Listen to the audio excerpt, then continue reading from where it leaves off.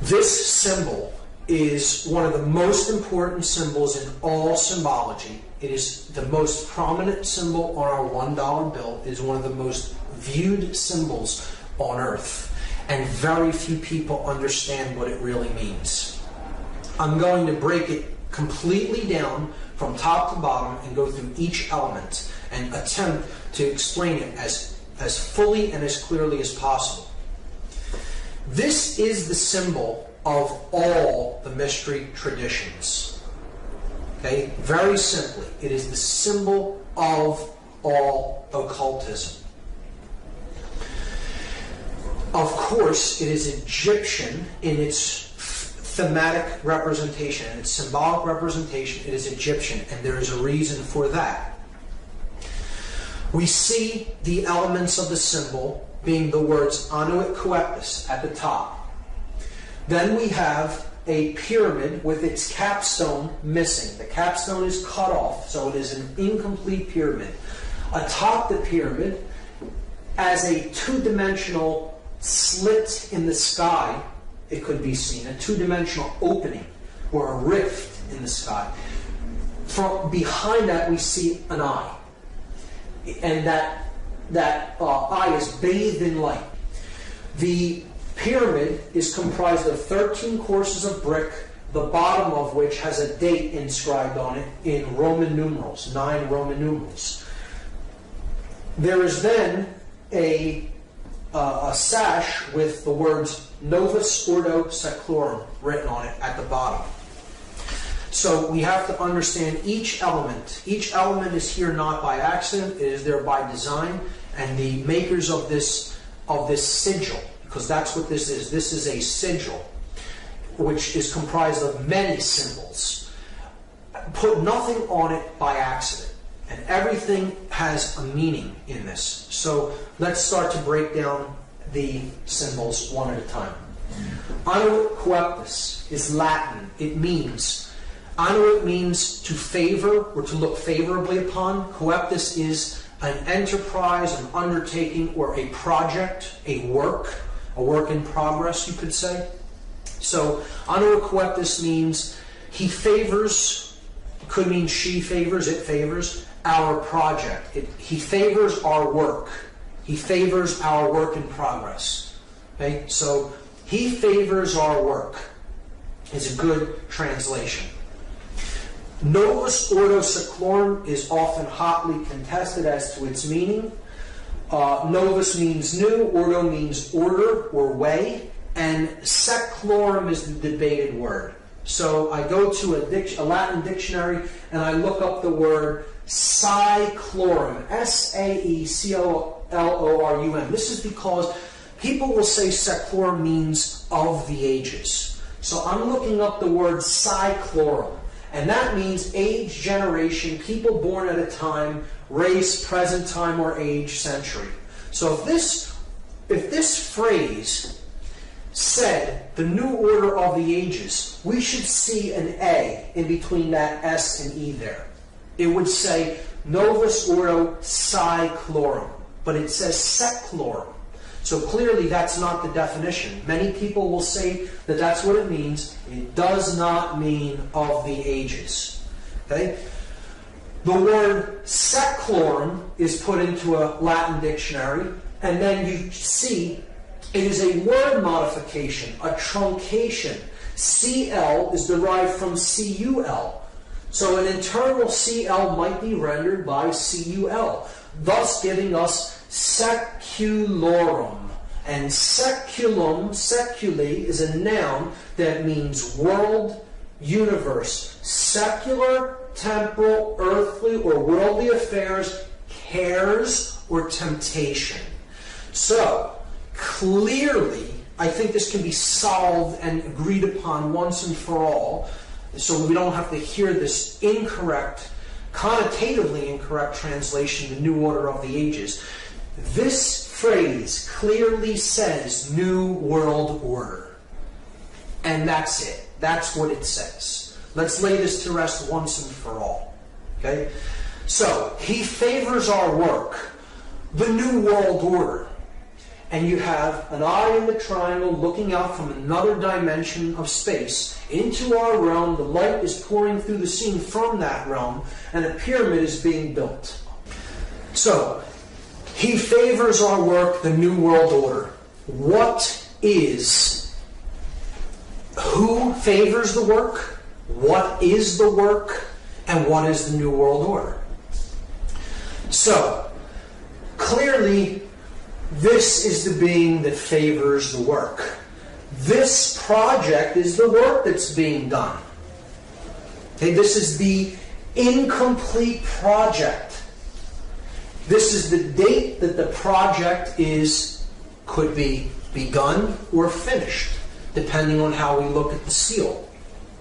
So, we have to understand a little bit about Egyptian cosmology and the main solar god, the solar disk, which we looked at as Horus, as Ra. Set is the dark incarnation of it. Really, all of these principles could be encapsulated as one solar god known as Aten, or Aton. Depending on the spelling, it could be spelled A-T-O-N or A-T-E-N. So, Akhenaten of 18th dynasty Egypt was actually named after this. He's a pharaoh of 18th dynasty. He brought in the concept into Egyptian cosmology of a one God that is the overarching ruling aspect of everything, known as the Aten. And he named himself after this god. Akhenaten means the spirit of the Aten, the solar god. So that is the being here, the Aten. Now that could mean a couple of things depending on how we look at this symbol. But let's just let it be seen as it is the solar principle, the solar god, the god of light, the bringer of light. So it could be also seen as the word Lucifer. Lucifer comes from two Latin words, lux meaning light, and fere meaning to bear or to bring or to carry. So it is the bringer, the carrier of light. Now, this could mean two different things. We have to understand that Lucifer and the Aten are the same basic principle, the same symbolic principle, and they are essentially, they are a dual god. There is a light aspect of the sun god, the one that brings true light of awareness. And then there is the dark aspect of light. So one can be truly illuminated and really possess the light, really possess the knowledge. And then there is one who can be born into the dark light. Those who have knowledge of how things really work, but the way they're using it is for the ego. Being my will be done because I view myself as God and separate from everyone else, and I am out there to manipulate and rule them. So either way you look at that symbol there, it is the Aten or Lucifer. It doesn't matter whether you're looking at that symbolically as positive or negative, and I will go over both interpretations, both the positive and negative. However, it can in both aspects, this entity could be seen as Aten or Lucifer. Keep that in mind. If you take the compass and square symbol and place the apex at the top of this symbol and the base at the same base level where the pyramid meets the ground, you're going to see a very interesting thing emerge. If we just trace the 5 points of the compasses and squares, the 2 compasses, the 2 edges of the square, and then the middle part that both share, the line of symmetry between them.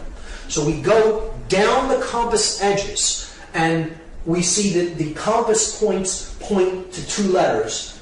The 2 end letters of this sash, Okay? N and M. N from novus, M in seclorum.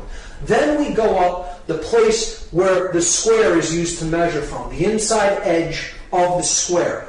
And we see that that also points to two letters, and they are also both on the opposite edge of this phrase, annuit coeptus. So we have the A in annuit and the S in coeptus. And now we come down the horizontal axis of symmetry. And we see it reaches one letter that is exactly in the middle of this sash, the O from ordo. These 5 letters, if rearranged, are an anagram for the word mason, M-A-S-O-N. And this is the symbol of all masonry. It is the symbol of all builders. And who are the builders? We all are the builders. We are all collectively on this planet the co-creators of our collective experience. Whether we are doing that creation unconsciously or consciously creating our experience, we are the builders of this world. And this is what we've built it into, what we currently have right now. So, who are the builders? We are the builders. But there's 2 different types of masons. See, there are masons that build with stone. They build the pyramid upward. They're building with stone.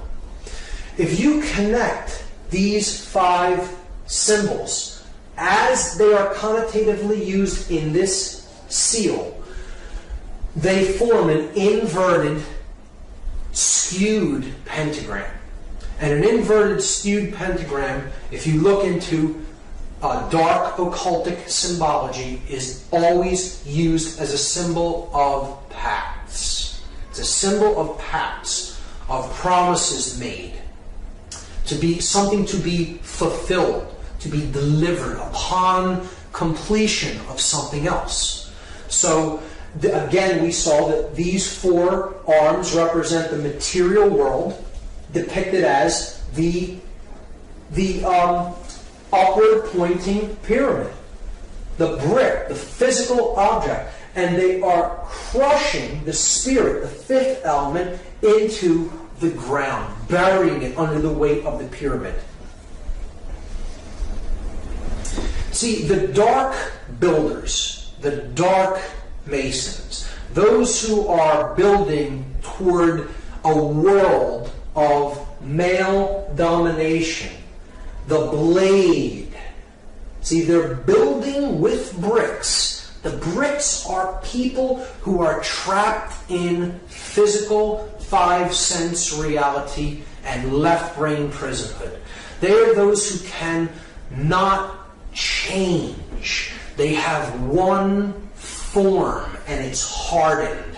A brick was once malleable clay that could be shaped, molded, take different forms. It flows easily. Change comes easily to it. But when it is baked in the left brain, solar, male dominator consciousness, it becomes hard and immobile and immovable. It becomes a brick. And that's what the male dominator world is being built with. The bricks baked into one form, the unit form. Those in unit form cannot see what is, not see. They cannot see, they are not sees. See? They are baked into one form, the brick. Okay? And they're being used as elements to build the blade world. And the blade world will be ruled by those who are in the light. They are the blade, the male dominator sorcerers. They have the light, but everyone else is in ignorance. And when you complete this structure, the light goes out from the scene. See, they're building the blade. If you complete this structure in brick, they have all the light, and the entire world is bathed in darkness.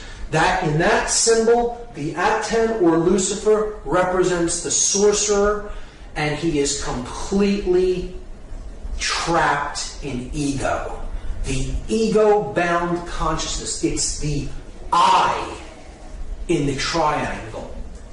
I am God, the sorcerer says to the world. And I will make everyone in this world and the entire world in my own image and likeness. But I will have all the light, and the light will be blocked out to those in ignorance and in one form.